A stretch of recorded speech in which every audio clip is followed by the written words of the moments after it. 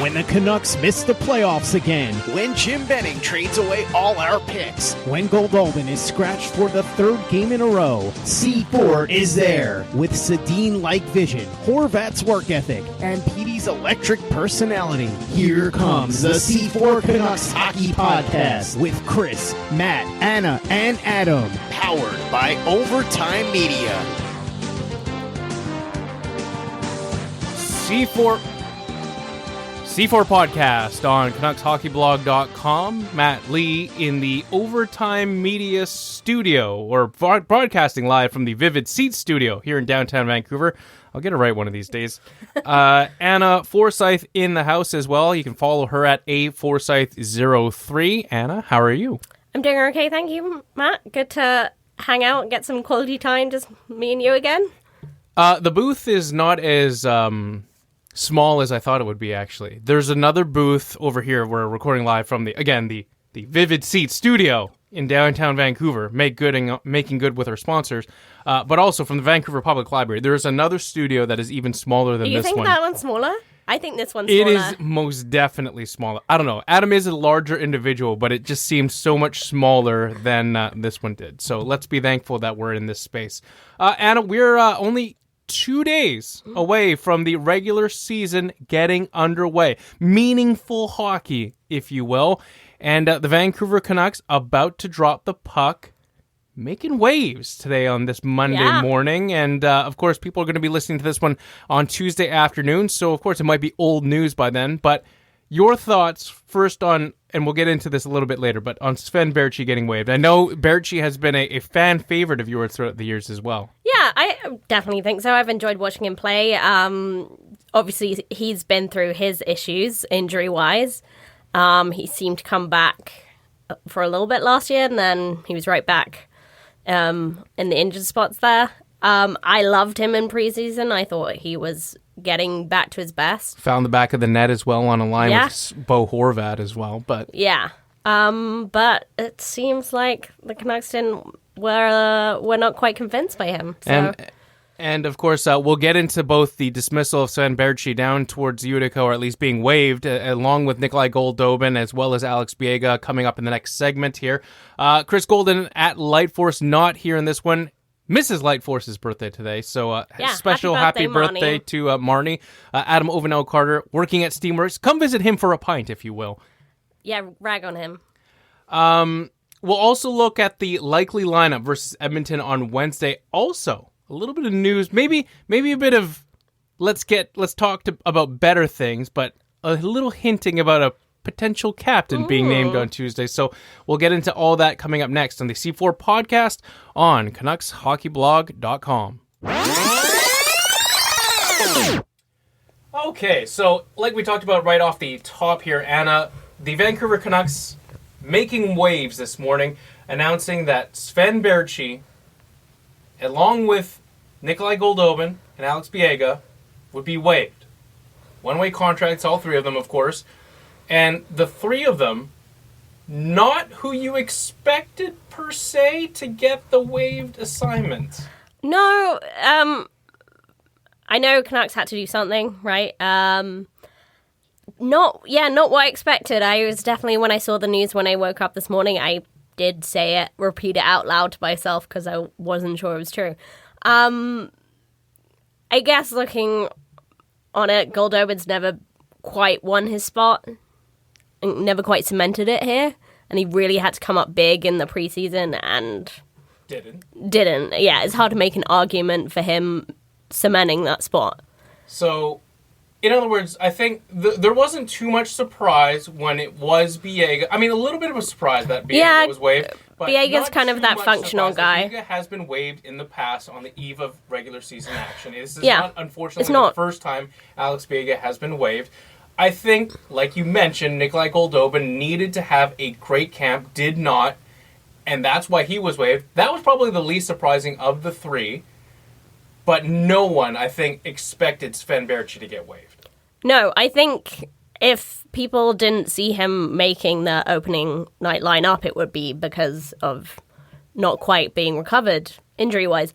But I think a lot of people thought, it was between him and Pearson fighting for that spot on Bo's wing there, and whether he could make that second line or he'd be in for some third line action. That seemed to be the big debate. It was the debate we were having last week. I don't think anyone saw he'd drop right out of that lineup, out the press box and through to waivers. So let's get into reasoning as to why the Vancouver Canucks make this decision. In your mind, there are two, quote-unquote reasons for doing this. Number one, the health of Sven Baertschi may not quite be there, that there are some sort of injury concerns about his ability to withstand the physical rigors of an NHL season. It's not a completely out of pie in the sky sort of theory. We know the concussion history Sven Baertschi has. He has, as I think Dan Murphy said on Twitter as well, he has gone through hell and back to get to this point, to be at training camp, to be on an NHL roster, and before he got cut. Were there, in your minds, some injury concerns or some health concerns, if you will, either on coach's part or management's part, and they're thinking, by going to Utica, maybe this is an opportunity for Sven Baertschi to sort of ramp himself back into the physical tolls of an NHL season? I didn't personally see anything to be worried about on that score. I know the Canucks management today have mentioned some sort of hesitancy about his play, and you wonder if that does tie into injuries. If that is true, which I can't see myself, it seems a little harsh is maybe the wrong word, but is that the best way to support him by sending him down to Utica, or should he be around the team? Like, I don't know. If you can cope with NHL preseason, then I think he can ramp himself back into the regular swing of things. So the other second reason I think that maybe people are sort of grasping at, if you will, maybe a little bit more plausible as to why Sven Baertschi gets waived, it's a money thing. Sven Baertschi's contract is not exactly cheap. Perhaps by both waiving Sven Baertschi, you're getting money off the books. We know the Vancouver Canucks are close against the cap. And perhaps you're also able to... It's mostly the money thing. Like, up against the cap, maybe finding a team that will claim Sven Baertschi and take that contract off their hands. Right. I mean, I know that's a concern, especially with Roussel working his way back into fitness. That will be a contract back on the books soon enough. I just can't see that as the best way to manage their assets. It's just like, it's not a lot of real money. And I don't know, just with the contracts that they still have remaining on the roster there, that's, I guess, the frustrating thing when you look at Baertschi's. It's not the biggest contract, really. No, it's not. And I think if you look at the salary, too, and I agree with you, $3.36 million, I believe, is what his contract is for this season and next season, after which he becomes a UFA. You look at the actual production that Sven Baertschi has given you over the course of like the last 75 or so games. I think it was something like 25 goals over the last 75 or so games.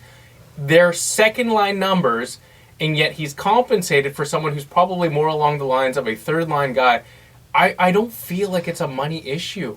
Yeah, like, even with his injuries, I still think he's earned his keep, especially when you compare it to other players in the roster. And I think, yeah, that doesn't seem to be a massive risk. If he doesn't produce, then don't renew his contract. Like, I still think he could really show something on the team. And I know it's not, necessarily over for him. If he squeaks through waivers, I do think they plan on him coming back to the team. I think that path is there. This is not a Gagne situation.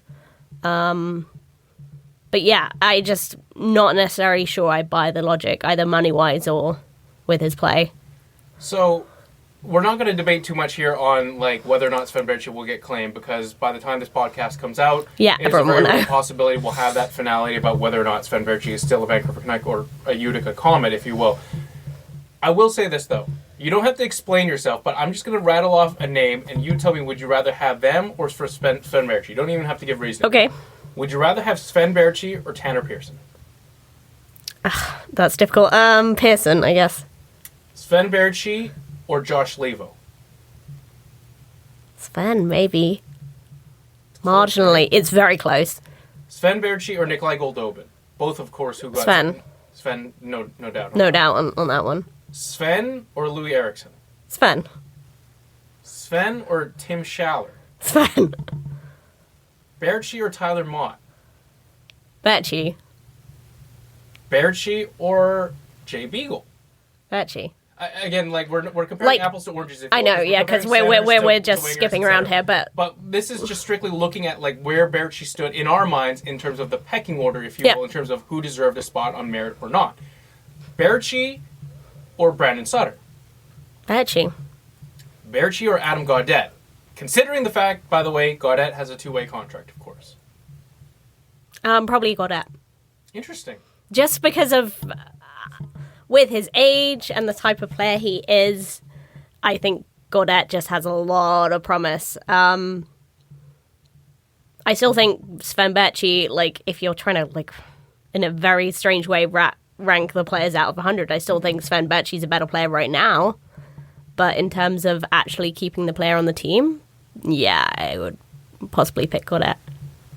So, I mean, as we wrap up the Baertschi discussion anyway, there are definitely at least like 4 or 5 players that you would rather not have on this roster compared to Baertschi. Yeah. And I don't think I'm alone in that. So, again, we won't discuss whether or not you think he gets claimed, but let's for the sake of discussion, assume that he doesn't get claimed by a team here. Okay, yep. Have we seen the last of Sven Baertschi in a Vancouver Canucks uniform, or is there a reasonable path for him to return to this roster at some point this season? Yeah, I do think so. And I think they're still experimenting and figuring out who their best players are. Mm-hmm. This is just... it's a surprise move, for sure. But, yeah, I don't think they're set on Sven Baertschi where he is right now. He's just not at the level they expect. I think the biggest... From their point of view. Right. I think the biggest sort of why Baertschi over this person, that person would be Louis Eriksson. Yeah, I think a lot of us thought Louis Eriksson was going to be the guy, the veteran, if you will, that was going to get the wave. I've had a few hours now to sort of digest the news, and I'm wondering... Is it a follow-the-money situation? Like Louis Eriksson, obviously on the bigger contract, they know no one's going to claim Louis Eriksson if they were to waive Louis Eriksson. I wonder if Baertschi does not get claimed, and he does in fact go to Utica, that there isn't the possibility that, let's say in November, December, when Baertschi is, as we said at the beginning of the show, acclimated to professional hockey once again, builds his confidence back up in Utica, I wonder... if there's not a possibility that Eriksson gets waived and goes to Utica, and Baertschi comes back up in his place. Sure, but I guess the only thing they're achieving with that is that they must be really big concern about Sven Baertschi's level of play. Mm-hmm. Because in my mind, you're putting off a problem till later. Mm-hmm. Because if Louis Eriksson clears waivers, which we assume he will, he has to report to Utica. Either he does or he doesn't. If he... Well, of course he either does or he doesn't. Yeah, but do you know what I mean? Like, he does or he doesn't at that point. If he does, plays for the Utica Comets, you have to imagine that's not the life he sees as a pro hockey player. Right. Either he gets sick of riding the bus, goes to Europe, or retires, or maybe he just keeps playing in Utica, but either way, I don't see a path back for Louis Eriksson. Right. I agree. So, in my mind, you're just, like, that might take a while. Either way it shakes out. So you're just putting off the resolution of the Louis Eriksson problem for later. Right. We talked about Nikolai Goldobin a lot last week, so we'll limit the amount of discussion this week on Goldobin. However, that said, finally getting that wave. We have some finality to the Goldobin era, at least for now. Have we seen the last of Nikolai Goldobin as a Vancouver Canuck? If we're assuming that he doesn't get claimed, and appears in Utica, I don't necessarily think so, but I just don't think his path back is as clear. But he would definitely be a very useful call-up. But it's not... I don't think it's the same case where it's like Sven Baertschi, they're putting him in Utica in order to work him back up. I've said this a lot about Reid Boucher in the sense that he is a great 13th forward who can, like, play a few games in the absence of a top six winger, and that's probably about it. I really wonder if Nikolai Goldobin is a glorified Reid Boucher at this point, that he's a guy who can sporadically play in the top six, but not over a consistent stretch. Yeah, I do think he's a level above Reid Boucher, Yes. but you're not wrong on the consistency, and however skilled he is, he hasn't quite put it together with this team. You could argue there's been some paucity of opportunity in terms of his exact deployment. But I think over the years, we've probably seen what kind of player he is, and he hasn't quite put it together. I would have loved to see him succeed this year, but it hasn't been a fantastic start, so I'm not that shocked that he's ended up on the waiver wire here. Not a whole lot to say about Alex Biega getting waived. I mean, like we said, he's gone through this before. Just out of your curiosity, what is the percentage that we see all three of these guys, Goldobin, Biega, as well as Sven Baertschi, at some point for the Vancouver Canucks this season? All three of them. But not at the same time necessarily. Not necessarily at the same just time, like they're all three play games for the Canucks. this season. Yeah, I think that's pretty high. I think so too. And I think you wouldn't think that for three guys who got waived and, designated for Utica on the eve of the NHL regular season, but I don't think that these were the three guys that deserved to go to Utica. No. It's not all three of them. And I don't think that they're going to be the guys who spend the majority of their year in Utica compared to some of the players that are on this roster right now. Totally. I mean, we've talked about Biega a lot before. He is such a useful player to have in your toolbox. When called upon. When called upon, right. So imagine you're in the East, one of your forwards isn't looking too good. He might play, he may not. Call up Biega. He will do a job for you. And then say your forward ends up playing, but your defenseman goes out. Biega would play. Sorry, I meant to switch that round, obviously. Yeah, you know what I'm saying. I get the cut of your jib. Thank you. He is always going to be that useful guy. So I think as injury cover, he's always going to be useful. So I think, and Canucks are going to get injured, aren't they? Let's be real. Yeah. Surprised that it was Biega over Fantenberg, though, to be honest. I had always thought that Biega was Green's guy, and Fantenberg is someone who he had no pre-relationship with, but maybe it's a product of Fantenberg, being in the concussion protocol, maybe giving him a bit more of a look just to see what he has. Sure, and also, the fact that last year they put a player with concussion on a plane, and he got a lot worse. Yeah, that was ugly. Yeah, that was very bad luck for the Canucks, so I don't think they'd be keen on risking anything like that again. Let's go to the players who did make this roster. And, of course, we talked about Adam Gaudette extensively last week, so we won't dwell too much on it this week. But what does it say about the Canucks' ability to give players a spot based on merit? Because we had both been unanimous in the sense that Adam Gaudette had played his way onto this roster based off of the strong training camp, based off of the strong preseason as well. Where does Adam Gaudette stand right now in terms of his development as a Vancouver Canuck? Is Adam Gaudette, in your mind now, an everyday Vancouver Canucks player? Or is this let's see what happens with Gaudette. Let's see if he can be an effective fourth-line player.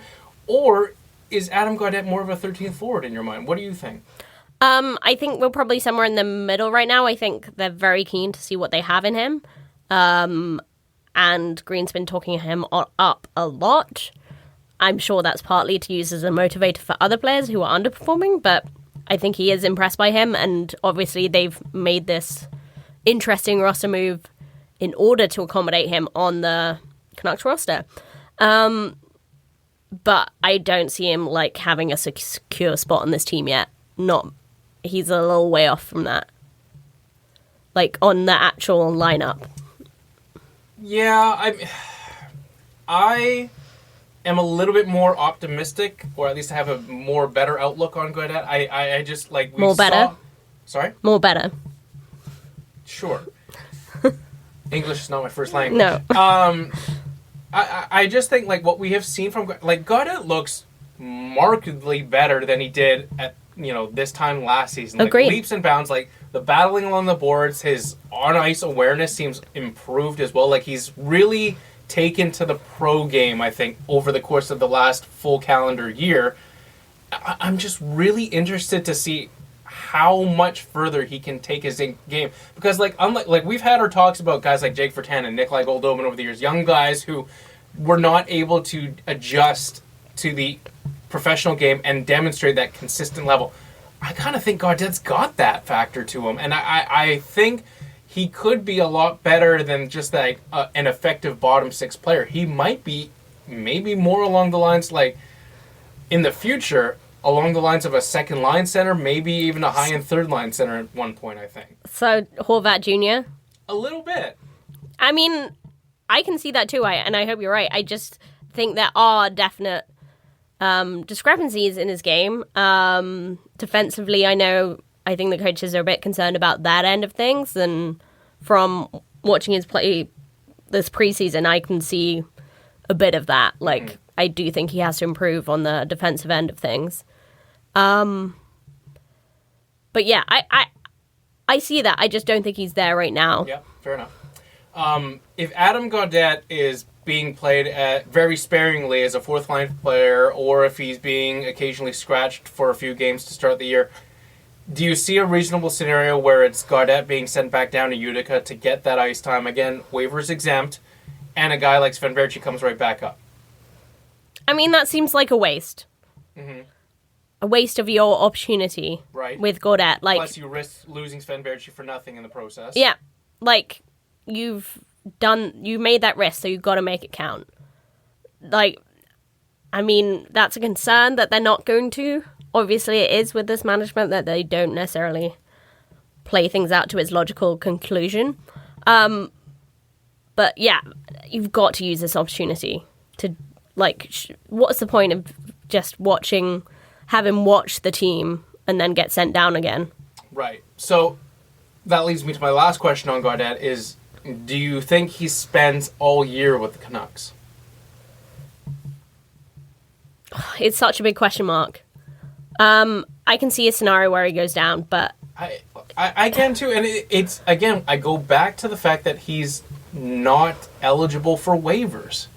Yeah. Like, I hear Chris's voice in my head, like, we're talking about asset management. Yeah. He is an asset that can be sent to Utica, and let's be honest, and Thomas Drance mentioned this in The Athletic, a little more seasoning in Utica wouldn't hurt the guy.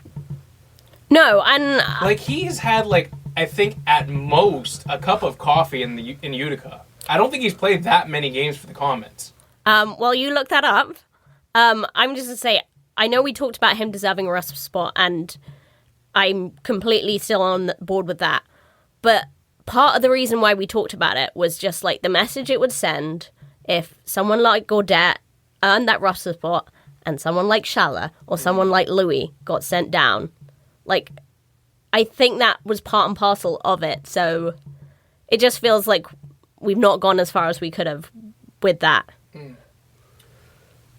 By the way, Gaudette has played 14 games in Utica over the course of his professional That's less than I thought. And it's like, he's a point per game guy. So yeah, while he you want someone to dominate at that level. Yeah, I want him to consistently dominate in Utica if that's possible. Like, I'm not holding out as much hope on Nikolai Goldobin playing games for the Vancouver Canucks, but if there's a scenario where the Canucks need a little bit more offensive juice and Gaudette's not demonstrating it, why not put Gaudette back down and bring Baertschi back up if, assuming Baertschi clears waivers and goes to Utica? I know. Well, obviously, we might look like complete idiots tomorrow, but that's all we can do.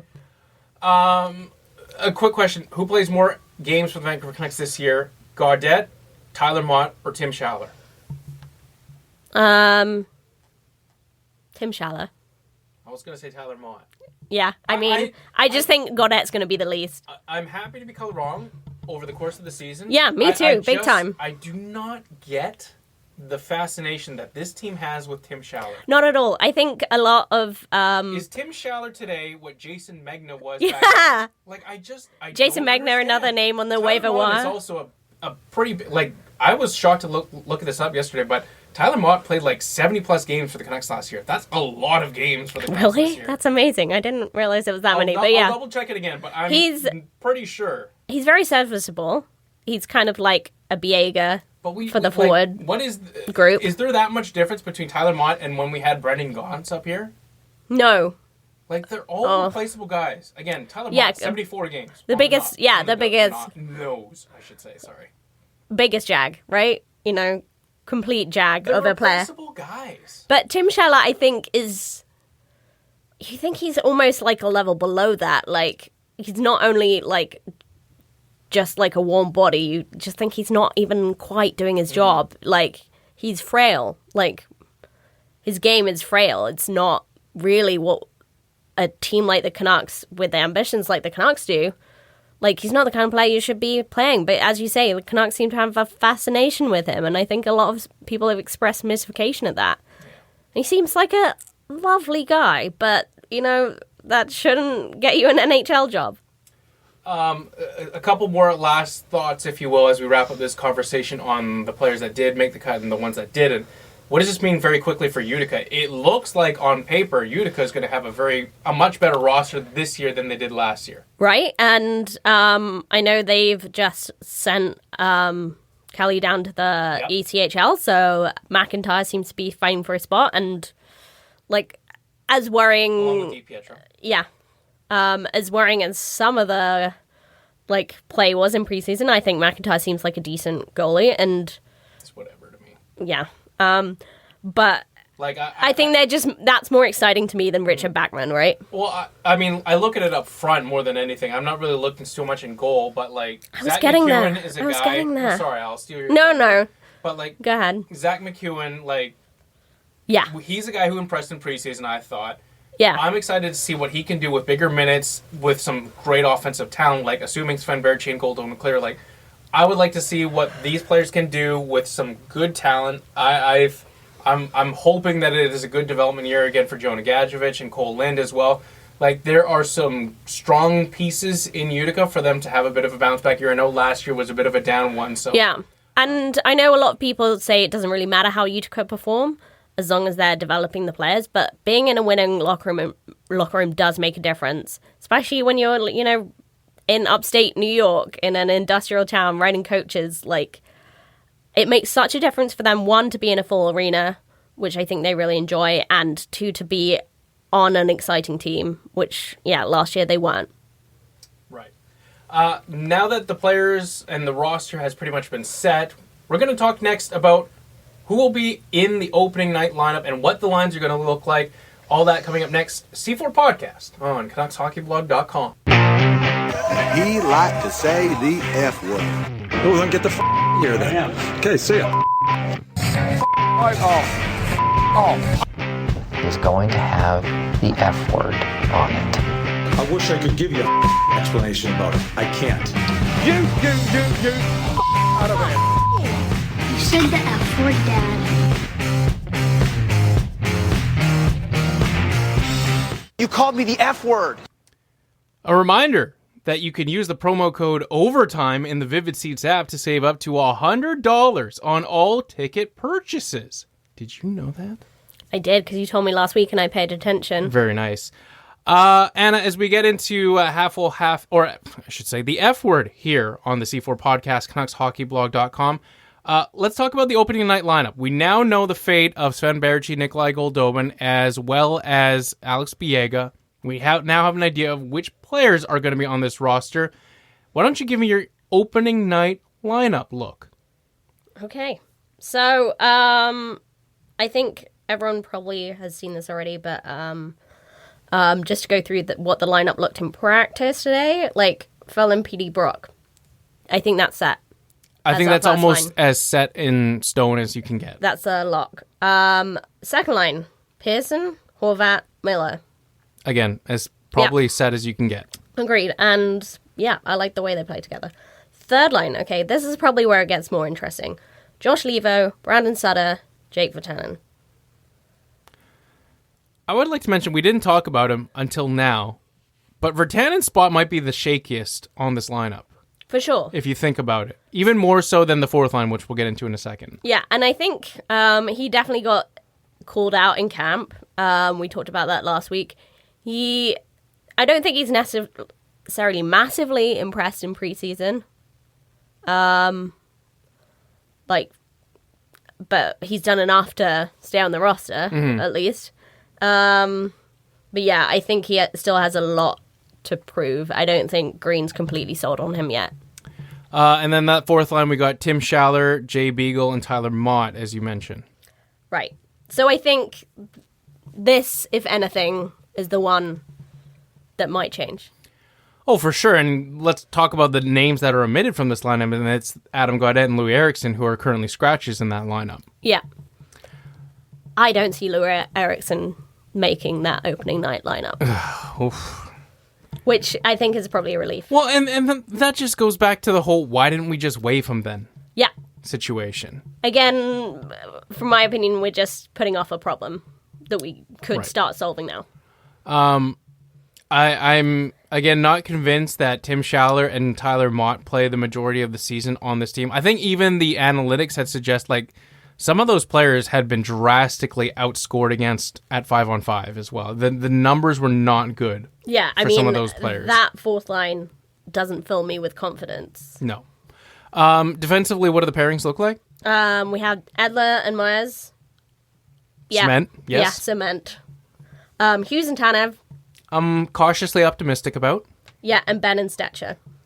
How many games will it take before we see a Hughes-Stetcher combination? Will we ever see a Hughes-Stetcher combination? I think that's a big risk, and I know you expressed excitement for it last week. Give the fans what they want. You're putting two small bodies. All right, easy there, Brian Burke. I don't want to be that person, I really don't. But you're kind of...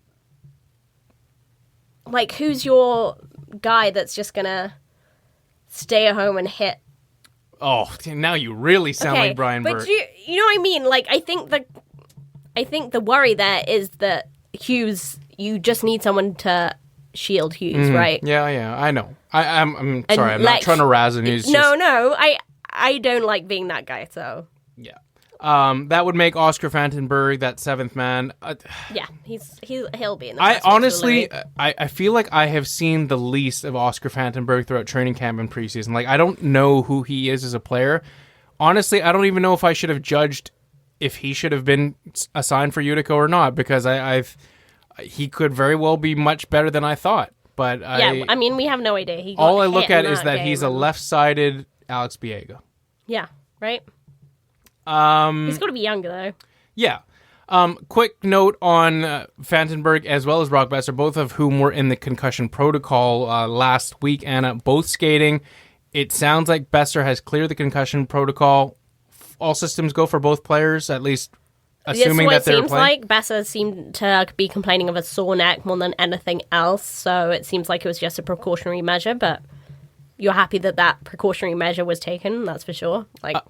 And, of course, we weren't recording the podcast at the time, but what did you think of that hit from Chris Tierney on Boeser? I think it was gross. Pretty dirty. Unnecessary, I think, is the word I would choose for it. But yeah, and it's just disappointing that... I know it's just preseason, turns out he's okay, but it's just disappointing to see, players like that and also nothing happening because of it. Chris Tierney reached out to Brock Boeser, which, sure, that's lovely, but that doesn't protect anyone. Yeah. Big shoulder shrug. I hear you. We're going to take a bit of a break. When we come back, a little bit more bits and bobs as we wrap things up here on the C4 podcast, CanucksHockeyBlog.com.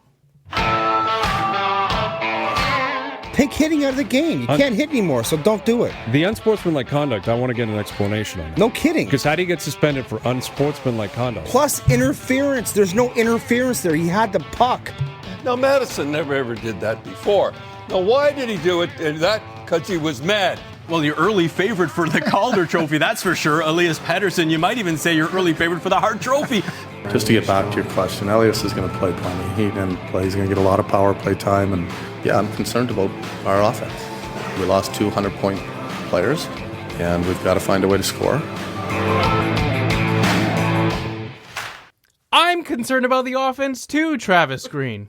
Where are the goals going to come from? Today. Anyway, I digress. Like, there will be plenty of time maybe in the future to talk about whether or not this was a bad decision from Travis Green and Jim Benning. Guess we'll find out tomorrow. I do think, like, sorry, not to keep beating a dead horse, Anna, but like, what's your favorite thing to do? This is true. I wonder where this decision to waive Sven Baertschi and potentially lose him to another NHL team will go. Where will it go in terms of Jim Benning's worst moves behind the Vancouver Canucks helm? Yeah, it's interesting to say, because you would say that the trading for Sven Baertschi was one of his better moves. Better moves, definitely. So I hope it doesn't end like this. That's all I'll say. I saw some of the first responses. I think it was from Elliot Friedman's original tweet mentioning that the Canucks were going to waive Sven Baertschi. And it was from a Calgary fan that thanked Vancouver fans for Rasmus Andersson, of course, who was the second round pick that they used from the Vancouver Canucks to take in the trade for Sven Baertschi. Cool. And then Vancouver Canucks fans said, thanks for Thatcher Demko next. I can't remember where Thatcher Demko came from. And then the Calgary fan retorted back by saying, thanks for taking Julevi instead of Matthew Tkachuk. And then the Canucks fan went back and go, good point. Yeah, well played. Like, I don't think there's any way you can come back There's from that. not many, like, haha, got you moments that Canucks fans have over Calgary Flames fans, unfortunately. At least not over the last few years. Bits and bobs, and maybe this was a bit of shadowboxing or some smoke screens, if you will, from the Vancouver Canucks to get media and fans less outraged about the whole Sven Baertschi situation. But Brendan Batchelor mentioning on Twitter that it appears the Canucks are nearing a captain's announcement. Possibly by this time tomorrow, you'll be hearing that Bo Horvat has been named the Vancouver Canucks captain. On a scale of 1 to 10, 1 being not even remotely surprised and 10 being super flabbergastedly shocked, where do you stand on that? Can I get a 0? If it's possible, yeah. Yeah. Yeah, I mean, he is Bo's team. We've been waiting a year for it to be officially given to him. I actually had a funny conversation today in the Canucks store. Because I just got my jersey back that was autographed by Bo. I went straight to the store. What kind of jersey was it? The home jersey from last year. So the blue whale with the Vancouver on it. Got it. I actually won it. Nice. So, yeah. And then my friend works for the Canucks, so she was able to get it signed for me. But yeah, went straight to the store. Well, you know what? What? I know someone who's neighbors with him. Yeah. How many signed jerseys have you got out of that deal? Yeah, there's not many. Yeah. I mean, you just need Dad Lee to step up, clearly, but... Yeah. I just had a negotiation with her, and I said, yeah, but what if, whilst you're stitching the jersey, he's announced as captain, can you put the C on it then? And she was like... So it doesn't have the C on it now, is what you're saying? No. And she said, no, not until he wears it. And I was just like, but he's going to be captain. She was just like, I don't know what to tell you. Did she, like...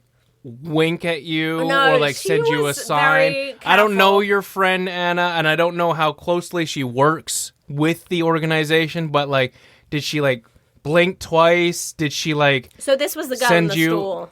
Oh. So like, I would say she has even less information than my friend. But yeah, she was. Where's the insider scoop? Yeah, we've had this conversation in front of my friend. She's being very cagey if she knows anything about it, which maybe she doesn't. We'll see. I'll give you the insider scoop. Oh, yeah? The Dad Lee texting me a few weeks ago when Bo Horvat came back into town, and he had talked to Bo, and he had said, have you heard anything about the captaincy? And Bo said no, correct? And Bo said, no, I haven't heard anything. But that is the inside scoop that only listeners of the C4 podcast can get. So there was no scoop. No. The scoop is there is As no always, scoop. we are delivering. But But yeah, I think things have moved on maybe in the last couple of weeks, and it seems like it's Bo's job. Right. So in other words, you would be like a 10 on the super shock scale if it was anyone but Bo Horvat. Yes. Interesting. But I would be on the 8 of them not giving it to anyone. Okay, so you wouldn't be as surprised if it was someone not named Bo, but you would still be surprised. Yeah, I would still be pretty surprised. I think the appetite in the fan base is growing so big for the 50th season for it to be a, passing of the torch from the old era to the new. Right. So let's get into the discussion, and let's now operate as though Bo Horvat is, in fact, named captain of the Vancouver Canucks, succeeding Henrik Sedin as captain. I mean, we have talked about this several times, I feel like, on this podcast over the last calendar year. But is Bo Horvat now ready to take on that torch of leadership from the Vancouver Canucks? I think so, absolutely. I mean, I thought he was ready last year, but I don't think it's done him any harm to mature as a person and a player. I think he was the de facto captain this year. They gave him last year, they gave him a lot of responsibility. They really pushed his buttons and tested him, and he seemed to come up trumps with that. So I think they would come up what? He seemed to do well. Oh, thank you. Under the test. English is not my first language. Yeah. So I think it was always the plan. Mm-hmm. Just last year, they were just working their way towards it, and I think, it's Bo's team, and I think he's the one to lead us forward. I think so too, and I know that there have been people in, Discord and those who have sent us Facebook messages and emails about who else should be more sort of captain. And I don't think anyone here is sort of denying that Elias Pettersson is the best player on the Vancouver Canucks, right? No, everyone knows Pettersson is the future of this franchise in terms of great white hope, so to speak. But I just don't think you can understate how respected Bo Horvat is in that room. And the intensity that he brings on the ice every night, he is the engine of the team in that regard. Going back to the video, even something as small as the video of when Bo Horvat and Brock were reunited in that great bromance video, you can see from the young players how much they follow his lead and how much they respect him in the room. He is the right guy, in terms of bridging that gap between veterans and young guys to be the leader for the Vancouver Canucks. I completely agree. And not only do I not think PT would be ready for that role, I mean, captain of the Canucks is a really, really hard job. It's a Canadian market, and we know what Canucks Twitter is like. We know what Canucks fans are like. But I just don't think PT needs it. I don't think he'll thrive. I don't think he needs that on him either. No, completely. Maybe we'll see a few years down the road when Bo is getting older that PD's ready to take on that mantle. Even then, though, I don't even know. Pettersson is a guy, first of all, English not his first language. No, and he speaks excellent English, but... Still developing his English, of course. It's not a finished product by any means. Not to say that he's, short with the media, but, we've seen the PD death stare and stuff like that. Which I think is part of PD's charm, but it's not what a captain should be like. I'm not saying that as a bad thing or anything like that, but, Bo Horvat talks like a captain. And there's an old saying, if it looks like a duck, it walks like a duck, talks like a duck. Chances are it's a duck. If it looks like a captain, if it walks like a captain, it's probably a captain. And that seems to be Bo Horvat more than anything on this team.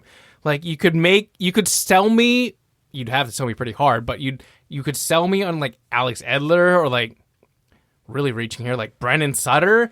But and I think those are both leaders in the team, but also temporary solutions given their age and how we see them in the future. Totally. And the Canucks are looking for someone who will be captain for the next decade. Definitely. And I think they're not looking for someone different than Henrik Sedin. It's a different era. And Alex Edler is kind of in that Henrik Sedin mold of say little, lead by example guy. And I think he's a good person to have in the locker room, but that's not what they're looking for at this current moment. You need that strong, well-spoken leader like Bo. Maybe before we wrap up this discussion on captaincy, who do you see wearing the A for the Canucks this year? If you could name 3 individuals who could wear an A. Brandon Sutter, Nope. Alex Edler. That's a lock for me. Yeah. And... The Regal Beagle? Yeah, if he sticks around, sure. He's been wearing an A, so... I'm going to give a bit of a... good in the room. So, not Louis Eriksson, question mark? I'm going to say no. Louis. I think those are all fine choices. However, I would also say some, like, honorable mentions / potential future leadership material. Could you see Troy Stecher wearing an A one day? Yeah, definitely. I don't think he's quite there yet, but yeah. I think so too. Like Brock Boeser and Pettersson, I could also see wearing A's, of course, down the road as well. Mm-hmm. But like, Chris Tanev, I could also see wearing an A this year. I should say. Actually, yeah. I would probably put him more so than Beagle. Yeah. Though they like Beagle a lot, just personality-wise. But like, getting back to Troy Stecher for a second, like it seems very clear how much the teammates like Troy Stecher. And how he carries himself as well is very much like a professional. Like, this is a guy who, like, I could talk to you all day about Troy Stecher, but, like, this is a guy who has defied all the odds to get here. Undrafted free agent, always the smallest guy on his team, like, scratched and clawed his way to actually making this team in his first year. Never spent a lick, I think, in the AHL, if memory serves me correctly. He definitely has. I don't know. You can look that up. Because that's where his nickname comes from, the Tony Stretcher thing. Okay, yeah, I think you're right. Like, he might have had a cup of coffee, I think, in Utica. But my point is that, like, I think his teammates respect the hustle it took for him to get here. He had 4 games in Utica. Yeah, that was the big thing. Right, he was like the regular season guy that they waived, and then they brought him up and everything. Yeah. The point still stands that, like, this is a guy who has, like, literally hustled to get here.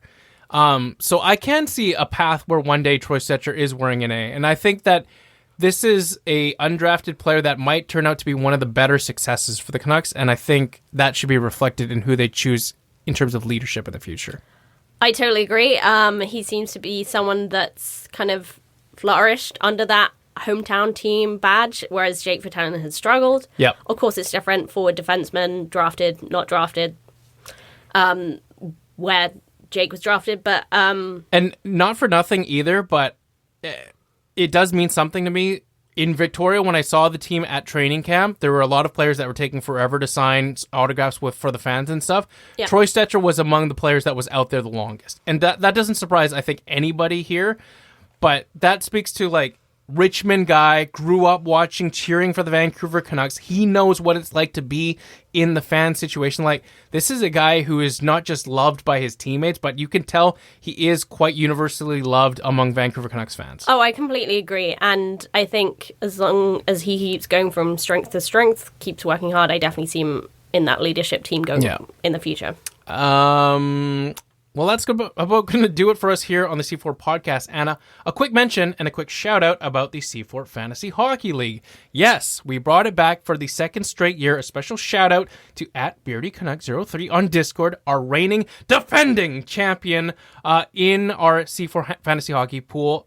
12 players? 12? 14. 14 teams taking part this year. Among them, me, yourself, and Adam Ovanel-Carter, who could not be here. But talk me through your team very quickly, Anna, as we get into the bits and bobs portion of the podcast. I mean, I felt like I had a rough go at things in the draft there. I had lots of waiting around, but You were picking towards the trail end for, I think, of the draft, right? Yeah, because I got the second overall pick. Oh, so you were second overall, okay. And then almost everything was... And who did you take second overall? Connor McDavid. Oh, right. And who went first? Kucherov? Kucherov, I think. Yeah. I'm pretty sure. But yeah, I'm pretty happy with my team, considering my draft positions. I've got Couturier, Kachuk. I've got Boeser as my lone Your Canucks, hometown hero. My hometown hero. I think D was probably where I really struggled. Like, Hedman is the only one I'm kind of really psyched about. And I'm just hoping for a big year for Fleury in Vegas, because I think goalies are really hard. Yeah, I agree. I won't give out the whole spiel of who my team is. That's, again, why you should have been in the C4 Fantasy Hockey League, by the way. I was picking 6th overall. I was very happy, and I know you're not as happy, to get Patrick Kane at 6th overall, a preeminent right winger, probably one of the best right wingers in the game. Classic Matt. I was ecstatic to get him where I did. We should mention that this is a head-to-head points league. So in other words, whoever has the most points at the end of every weekly matchup picks up the win. So it's an all-in, all or nothing kind of situation. Yeah, it's really fun with that because you can be right down to the wire. Yeah. You can have even the greatest of weeks and still lose your matchup. So that's the new format we're trying out. I'm also really excited to get Jack Eichel in the third round, 34th overall when That's I pretty did. decent, yeah. I think this is the last year that you can get Jack Eichel not in the first round. Like, I think Eichel is really on that cusp of being that elite franchise center that we all thought he would be. Yeah, I definitely had him lined up as a pick because I think this is his year, right? Yeah. I waited on goalie because I wanted to get Vasilevsky, and I didn't get him, of course, where I did. I think he went in the early second, if I'm not mistaken. I was hoping to take him with my second round pick. So instead, I waited all the way to round 8 to take my first goaltender, and I took Carter Hart. I don't feel great about it, but it could pay off for me later on. He has a lot of potential. We'll see. Other sleepers that I kind of liked, I thought I got Shane Gostisbehere in the 11th round pretty late. I think this is a bounce back year for him. I'm hoping. I actually really like watching him play, so for that reason, I am hoping he has a good year. And then I also took Jake Gensel in the 4th round, who I really like, dual winger eligibility. I have really high hopes for him continuing to ride shotgun with Sidney Crosby this year. So those are some players that I really liked on my team. Sidney Crosby recovers, get hit with another puck. Yeah. I didn't mean to sound gleeful there. No, I'm kidding. sorry, No. Sydney. By the way, a quick thing. Like, how cool was the Rimouski Oceanic retiring and the league retiring his number 87 in the QMJHL? Did you see that? Oh, I didn't see that. It was very cool. Of course, Sidney Crosby's junior team, who he grew up playing for, the Rimouski Oceanic, retiring his number 87, so it would never be worn in Rimouski ever again. And then the QMJHL commissioner, whose name escapes me, shows up and surprises Crosby himself by saying the 87 is not going to be worn league-wide anymore. Oh, well, very cool. That's really neat, actually. Honestly, on Sidney Crosby, like, whether he has a great year this year or not, he is a generational player, and it's almost like we've gone to a new generation and he's still producing, so... And as we wrap things up here on the C4 Podcast, why don't you remind people where they can find the C4 Podcast?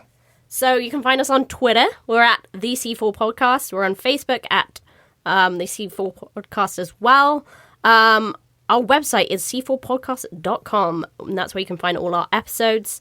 Our Discord, that's where we're having all the fun chats and the debates. And if you're on there, that's how you would get on the Fantasy League. So get on there, make sure you're part of the conversation, and you can join the Fantasy League next year. That's at bit.ly/C4 Discord. That's bit.ly/C4 Discord, all caps. And as we wrap things up here on the C4 Podcast, again, on the eve of the NHL regular season kicking off, I'm just really excited for a new NHL season. And again, like, I'm being a little bit more optimistic than normal this year. I had a very long discussion with Adam over text message today where he just ripped the Sven Baertschi decision by the Canucks. And like, I told him I understood and I empathized with a lot of what he was saying. Like, I couldn't really argue the decision to send Sven Baertschi down, or at least to waive Sven Baertschi. But like that said, is it going to kill this team by waiving Sven Baertschi? Like, you and I had just discussed, we think Sven Baertschi is coming back, assuming he doesn't get claimed. Right. So, I mean, from that standpoint, like, I'm just more excited to see, like, where Gaudette can take his development. If we can sort of get 20 goals out of JT Miller, if we can get 20 goals out of... Like, we know this team will be right around the playoff bubble this year. Right, and we didn't discuss them because we think they're both locks, but the first and second line I'm actually genuinely excited about, and there is some exciting stuff there. Like, we know that Brock and Petey play well together, how they're going to work with Verland. Still early days with him. As you say, JT Miller, that's an exciting player. So that all remains to be seen. So as much as we can rip apart decisions, doesn't mean we're not excited to see what this season has to offer. And that all kicks off in 2 days' time. A quick prediction. How do you think they do in their season opener on Wednesday night? I think they're going to lose. Oh, really? Yeah. I was going to say, I think they're just going to not thrash Edmonton, but I think they'll win. Okay. I think it won't mean anything, by the way. Like, I'm not that worried. Oh, of course. Like, way. I'm not basing the season on what the result of Wednesday night will be by any means, but... Like, I'm predicting a win in the home opener, by the way. Yes. One... I do think Canucks love like their first game at home, and 2, the Larshaders are in the house, and they have a great record with the Larshaders up in the house. Okay. Well, on behalf of Chris Golden at Lightforce and Adam Ovanell Carter at Adam FOC, I'm Matt Lee at MattLee_61. She is Anna Forsyth at AForsyth03. C4 Podcast at CanucksHockeyBlog.com signing off. Go Canucks, go. We'll see you next Monday. Peace out.